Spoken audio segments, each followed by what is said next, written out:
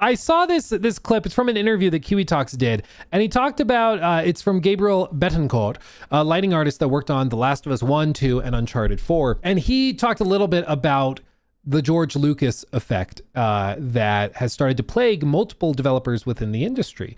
And I thought it was interesting. So what is this little snippet? Well, I'll let the dev talk again. Again, this is a snippet that Kiwi Talks posted it to X from his extended talk with Gabriel. Highly recommend you go listen to all of the interviews because he interviews a lot of devs that have worked on your favorite games. And it's very, very enlightening and very cool. But I'll just let him, Gabriel, talk a little bit and fill you in on this, specifically as pertains to Naughty Dog, this effect. If you're not sure what the George Lucas effect is, effectively, it's a phenomenon that happens in creative endeavors when one person is responsible for a disproportionate number of the creative decisions. And everybody around that person basically gets out of the way of that one creative being.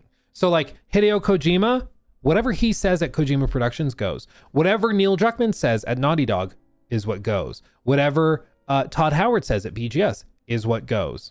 Whatever George Lucas says at Lucasfilm is what goes, right? When you have one guy that's responsible for all of those big decisions, right?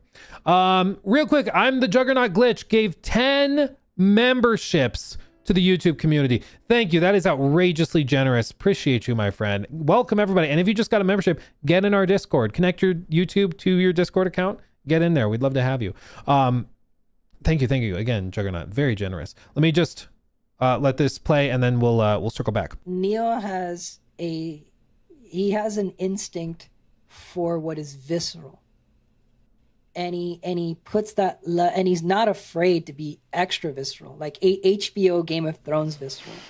He's not afraid of that. I'm the opposite. I prefer, I'm like Jeremy Huxley, who's like, oh yeah, that, I prefer the happy stuff, not the heavy stuff. And, I'm a little more like that. I don't know that I would take the same creative risks as Neil does, but I do acknowledge that as a creator, you do want to err on the side of something that makes people feel more rather than less.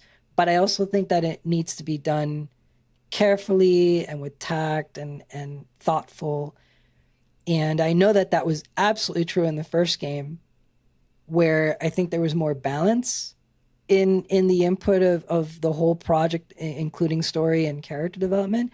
But by The Last of Us Part 2, remember earlier in our conversation talking about scale, I think because the team on The Last of Us Part 2 was so much bigger, the room to be able to have the conversations to either push back, balance out, or, if Neil wanted to serve this hardcore cocktail and all it needed was a little lime, in The Last of Us Part 1, somebody would have been able to put in the lime. And in Part 2, I don't know that there was a space for that as much anymore. It's a very well put analogy. If you've played The Last of Us Part 2, you know exactly what he's referring to. Neil's tendency is to go very dark, very gory, dare I say upsetting. And what happens is when one person becomes the creative decision maker, there's no pushback anymore. And so you don't have anybody to balance you out, which is what oftentimes very strong creative forces need, is they need somebody to bounce off of, to let them go crazy and then pull them back a little bit, right? George Lucas had that. I believe it was his wife at the time in the original Star Wars films was known for helping him work on dialogue and figure out how to do things. And by the time they did the prequels, she was not involved, and it showed. With the case of like BGS with Todd, that's another instance where back in 2010 or 2008, the team was so small and everybody there had worked with Todd for 10, 15, 20 years that they knew him very well and could give him pushback. If he wanted to do something and they're like, I'm not sure if that's going to work, I'm not sure 1,000 Planets is going to work, they could give him pushback and then he'd be able to respond to it. Whereas nowadays, they have hundreds of employees and that nobody wants to be the guy that told Todd no. And so people just go along with it and everybody turns into a yes man. I think that this is also a potential problem, though we haven't seen it really rear its head yet. So maybe they have a process to protect against it. But it's been a question with like From Software. Hidetaka Miyazaki, obviously, if anybody has creative control of that studio, it's him. And fair enough, he's very good. But so far, we haven't seen any downside. It seems like him being in total control works out just fine. But who knows, maybe Duskbloods will be the first time there's a misstep. I don't know. But in the case of Naughty Dog in particular, that has been a consistent point people have brought up with all of this, with the process of creative decision making at Naughty Dog, is that as the power has been kind of concentrated on Neil, everything has become concentrated on his decision making. This has been a common concern at Naughty Dog, former devs who have grown concerned that, as I love the analogy, as Neil wants to make a really potent cocktail, nobody feels or is able to add in the lime to balance the drink out. And so a lot of Neil's impulses get concentrated. Now, I've seen this. As you guys know, I've done a lot of like community theater. In college, I did a lot of plays and musicals and stuff. And one example that was a total dumpster fire was a play. I'll keep it vague. There was a play I was invited to do. It was written by a very nice lady who wrote like novels and stuff. But she had full creative freedom over the script. It was an atrocity. Like it was one of the worst scripts I'd ever read. Like it was so wordy, like not even paragraphs, like 10 to 15 page on like 8.5 by 11 paper, 8-point font, 10 to 15 page monologues of like this scientist talking about the intricacies of dirt and how they interact with microbiomes, and then hallucinating and seeing founding fathers from the US and how they would have interpreted the nematodes in the dirt, and how it was supposed to be an allegory for climate change. The whole thing was like actually insane. And it was because her impulse was to go really wordy. She came off of novels. Even though she had some clever ideas for the story, overarching, her impulses needed pushback. She needed somebody to be like, this is a play. You cannot have 15 pages of that. You just can't. It won't play. It doesn't play well on stage.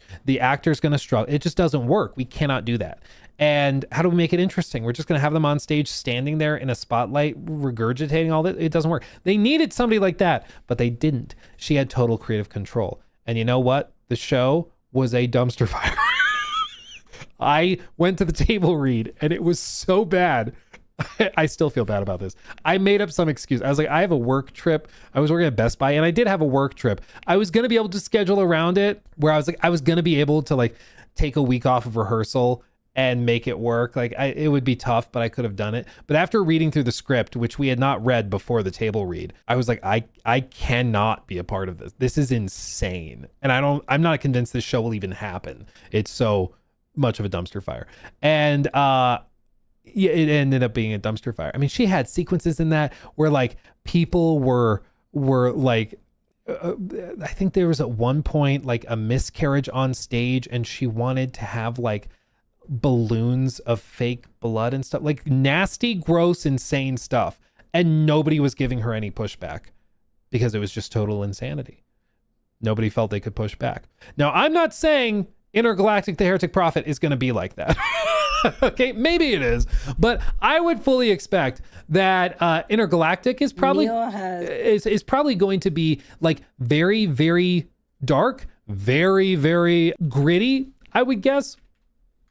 I think if you think of all the darkest parts of The Last of Us Part 2, I think it's just going to be double down and triple down. A lot of like the frustrations people had with like self-indulgent dialogue, I wouldn't be surprised if that's also a difficulty or a struggle here, because as power has been concentrated up at the top, you know, it becomes very hard to get feedback. And it's not like, you know, Neil even wants that to happen. There's been stories and interviews done also by Kiwi Talks about BGS, where like Todd has told people in his circle that he doesn't want all of the decisions to go through him. He wants people to say no. He wants people to be able to disagree. But because of the power differential, it just doesn't happen. And so you end up in this spot where there's just nobody can really be, critical. There's not that same level of feedback as there once was. The concern for Naughty Dog specifically is that Bruce Straley, after he left at the end of Uncharted 4, The Last of Us Part 2 was the first game that Neil was really fully in charge of. And we saw a lot of his darker impulses demonstrated there. That sounds way more intense than like he had a controversial story. But I think with this game, it's going to be really fascinating to see what a totally new IP built from the ground up, specifically the way that Neil wants it. It's going to be fascinating. But I would guess it's going to be really, really, really dark. I'm not guessing. I would assume there's not going to be a lot of chuckles in Intergalactic. I think it's probably going to leave you feeling kind of icky. Would be my guess. That's kind of what I'm expecting. So we'll see. We'll see. I'm optimistic. I've heard rumblings of what the game is supposed to be, and the rumblings are really, really positive. People who have worked on it, people who have seen it in action, have said really, really good things. They've made comparisons to games like Elden Ring, for example, but with like Naughty Dog levels of storytelling and cinematics. They've made comparisons to other like open world adventure games with really fierce and strong melee combat systems. I don't know when we'll see it next, but apparently the people who have seen it are pretty bullish on it. So time will tell. But I just think it's an interesting dynamic that applies to a lot of creative endeavors, specifically this idea that when you have a lot of the creative decision making concentrated on one individual at the top, that you run into trouble getting countering opinions or feedback that's more critical, somebody that says, no, this is a bad idea, we should do it this way. That starts to fall apart because people don't feel confident enough in countering that and in providing that feedback. Or there's no system in place to get that feedback passed up the chain. Because if the director only goes to one weekly meeting with the regular gameplay designers, the gameplay designer, if they're saying this isn't going to work, they can't get that message to the decision maker. And so it causes problems.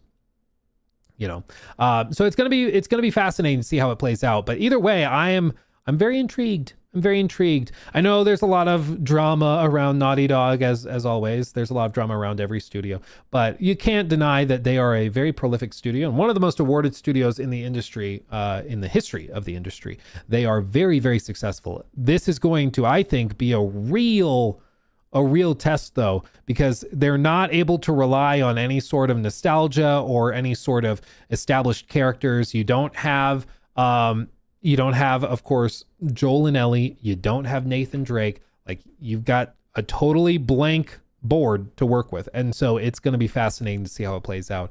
And it's going to be interesting. Who just wrote bald? Rick in Twitch chat. I'm guessing there's a narrative reason for that. I'm guessing it's something like, there's some cult that they're fighting against and hair is some sort of currency. There's going to be some explanation. I don't think it's just like shaving her head for the sake of shaving it, but I guess time will tell. I guess we'll see. Just whenever somebody's confident enough to just type bald in chat, it's just funny.